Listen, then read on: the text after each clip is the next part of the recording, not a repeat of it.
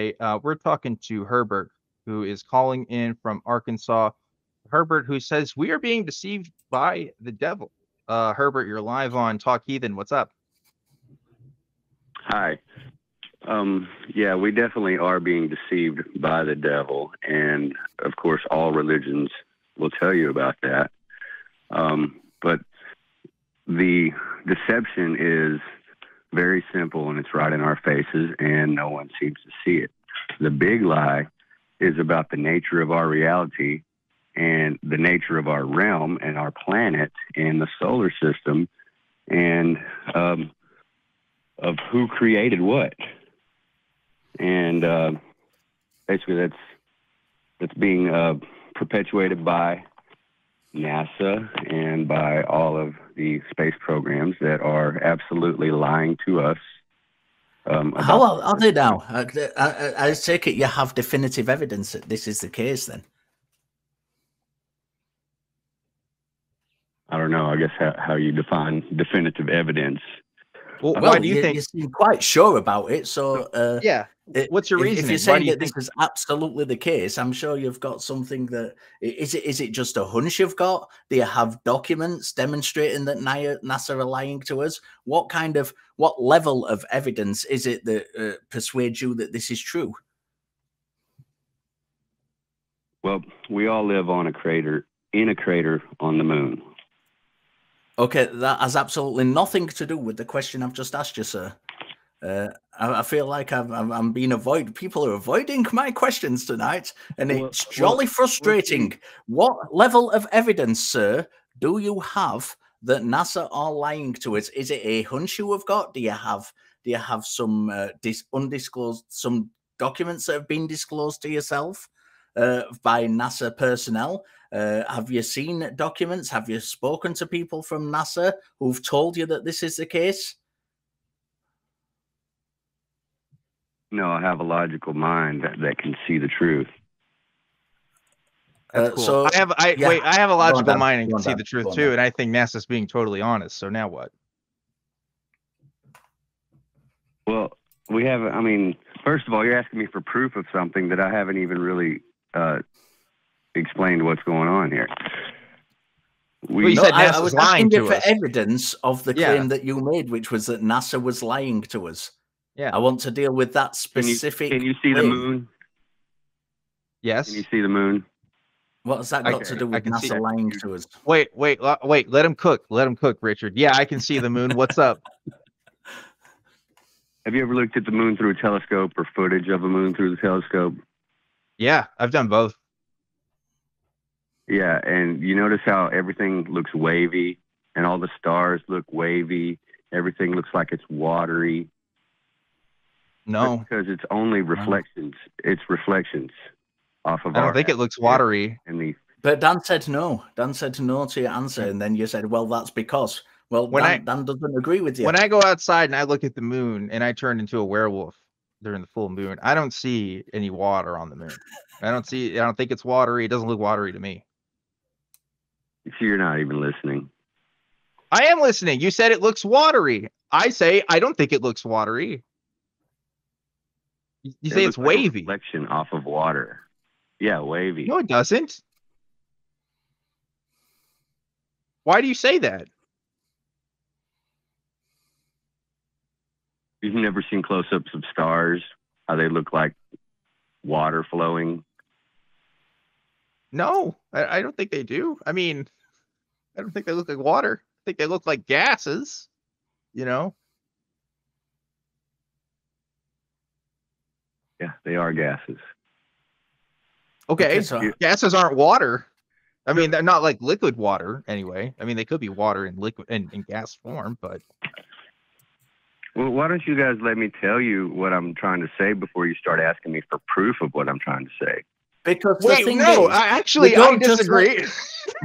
We don't just let people come on here and just talk and talk and talk and talk. This is about having conversations about beliefs and why people believe things. It's not simply about someone coming out and spewing multiple things. You made a claim about NASA lying, I still want to. It seems like your establishment of that claim is simply, sir, is simply that it feels that way to you. Now, I would be if you demonstrated absolutely that NASA was lying, then I would be very interested in what NASA was lying about. See, this I once did a comparison between people who believe in conspiracy theories about NASA, it's kind of similar to you, that have no evidence behind them, and actual conspiracies within NASA that have been demonstrated.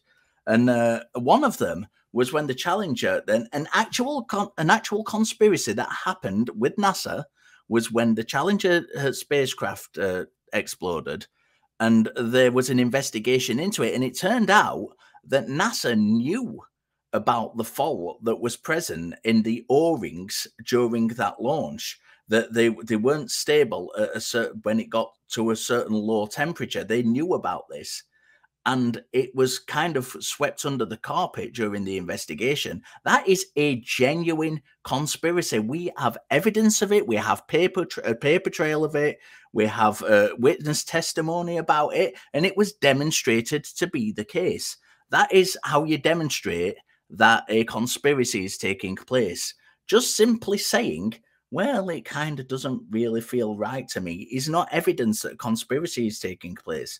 You're just making the statement that a conspiracy is taking place. Now, if you could demonstrate that a conspiracy was actually taking place, I, myself, and I'm absolutely sure that Dan would also be very, very, very interested in what that conspiracy was. But first, we need to know that a conspiracy is actually taking place, because otherwise it's just a statement. You have no idea what I'm trying to tell you, because you're asking for proof before I even can explain what I'm trying to say. You said the moon isn't real. You said it's a reflection. No, I did not. I did not say the moon is not real. Okay, then what is the moon? What? The giant planet. The reflection of the giant planet that all other planets and stars exist on. And we are seeing reflections off of our atmosphere and off of other atmospheres that are outside of it. There's several plasma layers, scientifically proven, that go around our solar system, the sun, the planets. We are seeing luminaries that are just reflections of the sun. I disagree with you. No, I think he's right. Wait, no, Richard, he's right. No, he's right. He's 100% right. No, I'm in agreement. I think it's all reflections. Okay. Herbert, why do you think that is reflections?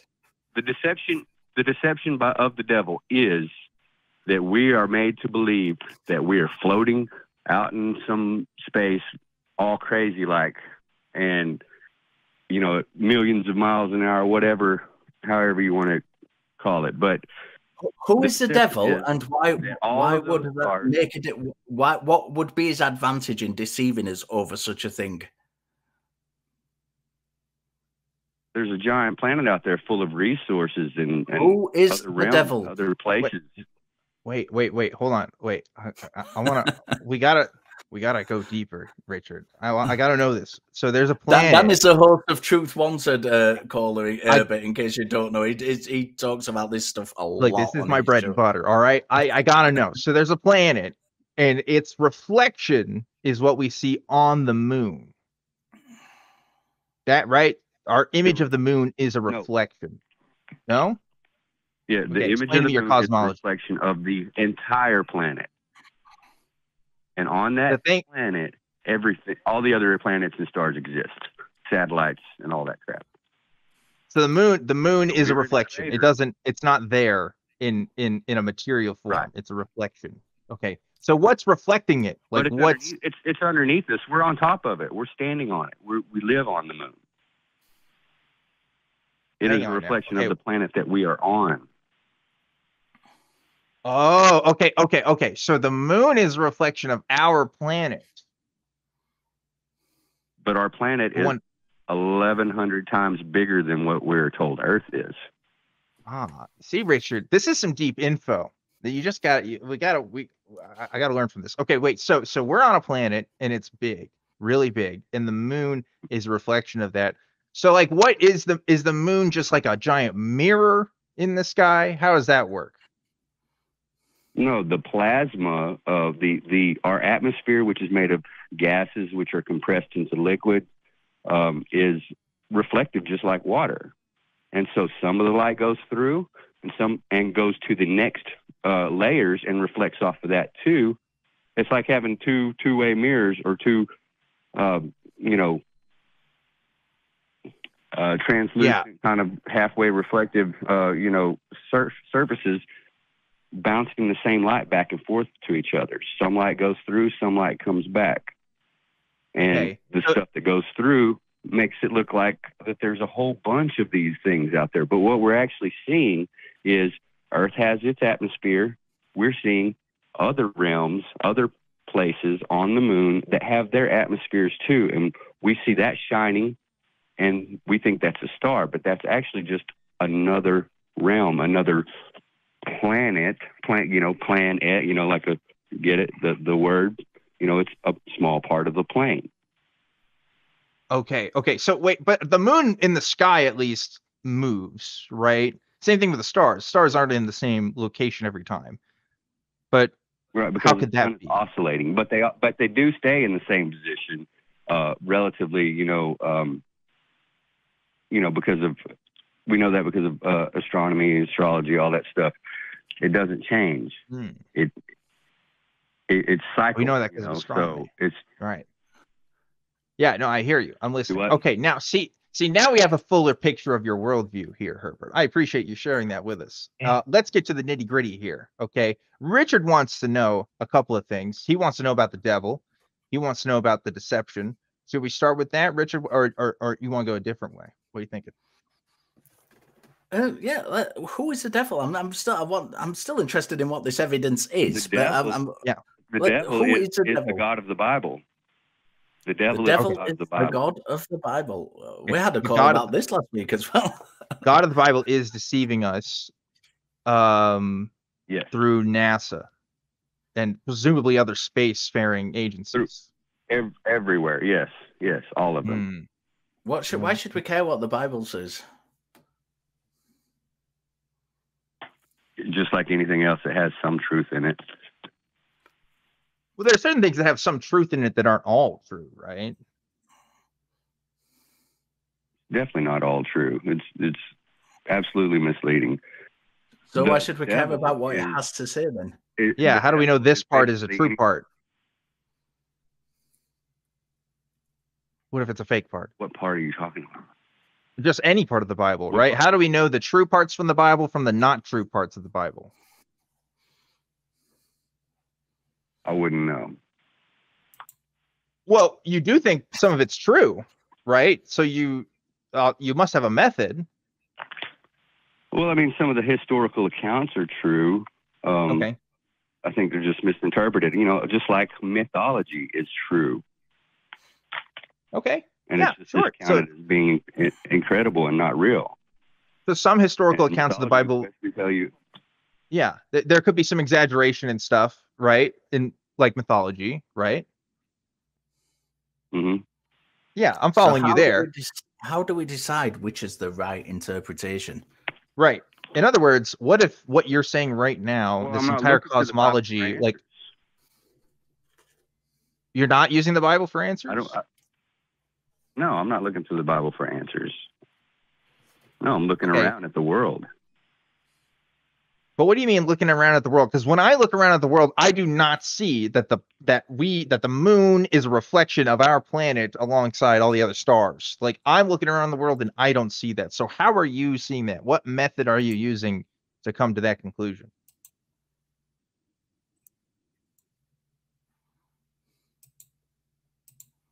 Because it makes everything else make sense. To be honest, it makes things make less sense. I don't think it makes more sense. Like you're telling me that everybody within every single spacefaring, every single aerospace engineering firm, every single one, the ones that don't even go to space, the ones that just work ground control. They do not know. Everybody does not know. Everybody does not know. Just No, the the ones elites at the and top. you. The elites know. Elon Musk knows. Jeff Bezos knows. They are shipping products out to the people and other entities outside of our crater. Those giant satellites that we see during the daytime, those are just man-made realms that are just outside of our crater. Herbert, you're saying Amazon's doing space deliveries?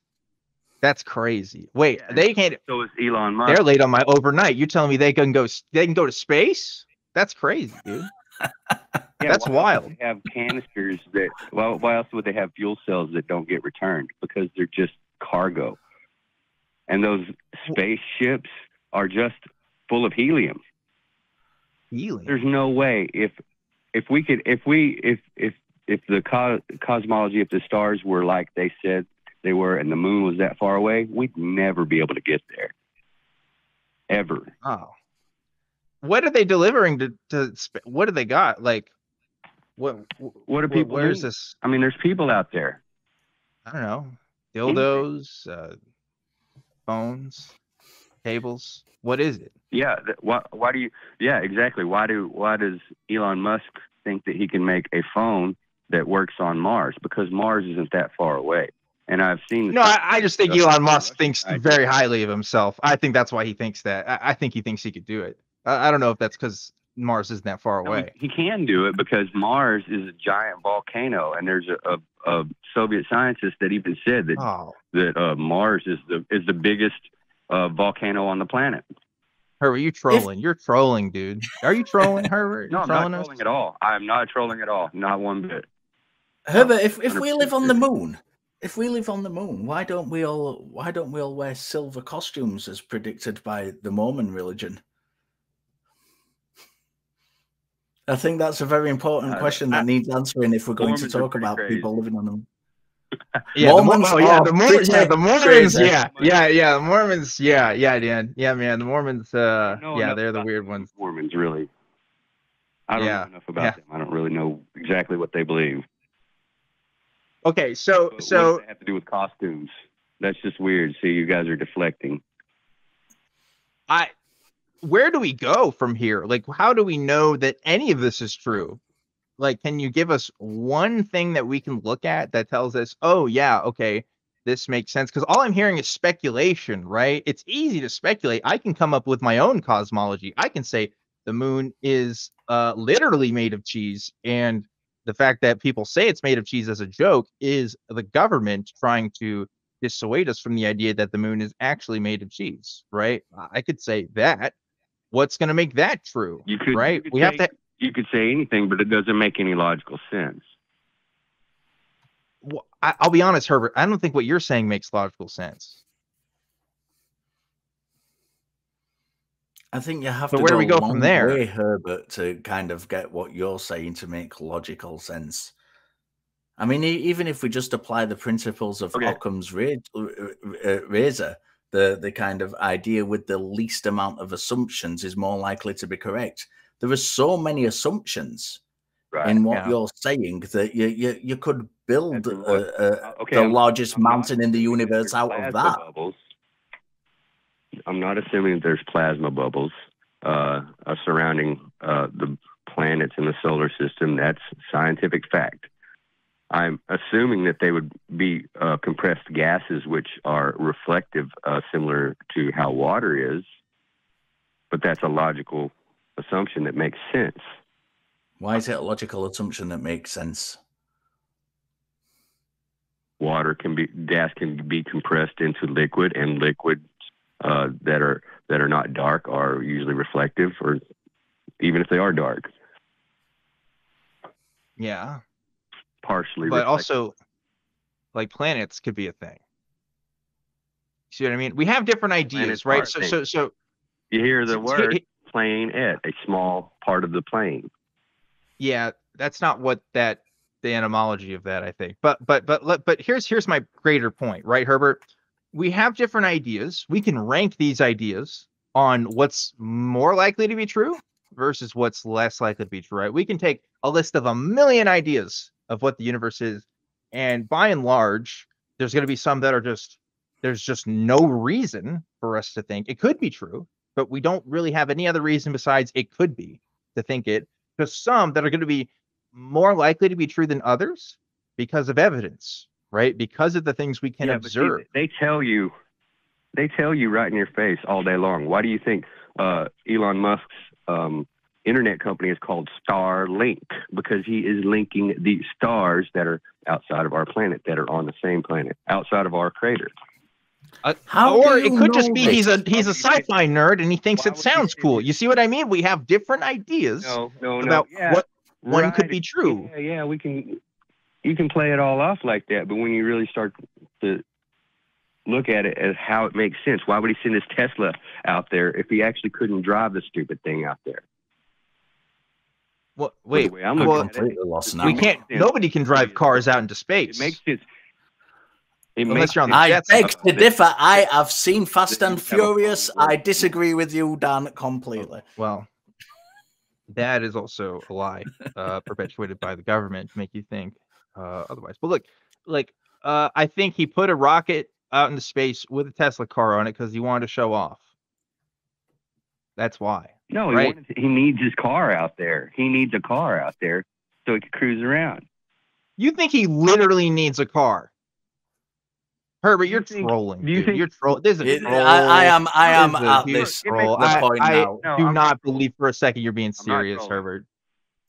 No, I'm 100% Come on, dude. serious.